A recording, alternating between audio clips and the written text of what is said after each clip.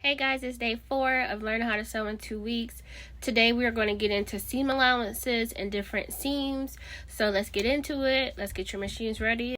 Okay, today we're going to get into seam allowances. We're just going to take our scrap fabric, put 2 pieces together, put it under the foot, and line it up. So I'm going to put my needle down. I'm going to hold my fabric. I am going to take 2 stitches forward. I'm going to hit my reverse button, secure those stitches, and then I'm going to sew forward to the end of my fabric.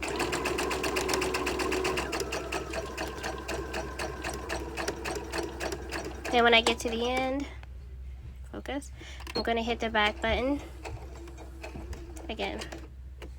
Here is our seam. This is our standard stitch. The distance from here to here is your seam allowance. So we sewed this line at 5/8. So this here is 5/8 wide seam allowance. This here is the edge of your fabric. Sometimes you're required to do like a temporary stitch called basting. It's where the stitch lengths are longer. So I'll show you how to do that on your machine. So I'm going to show you guys how to change your machine settings for a basting stitch. Some machines might have a knob similar to something like this. My machine has an LED screen. So for me, I just click this button, change my 2.5 to a 5.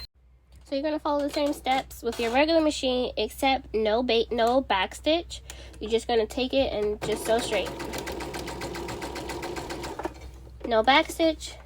Pick it up, pull your threads out, and clip. So this is the basting stitch here, and this is our standard stitch.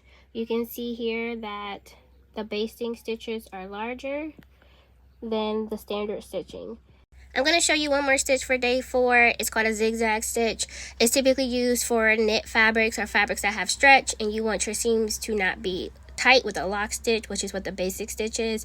A zigzag stitch allows your seams to still be able to stretch with your fabric. For the zigzag stitch on my machine, you're just going to hit this button right here, which is the zigzag. On your machine, you might have something like this or a dial similar to the stitch length. We're going to follow the same steps. Lift the foot, put your thread underneath, needle down. So you get a little bit bigger of a zigzag. Okay, that's it for day 4. That's the different type of seams. You have a straight stitch, you have a basting stitch, and then you have a zigzag stitch. Those are the most basic seams that you'll probably use for everything. And stay tuned for day 5.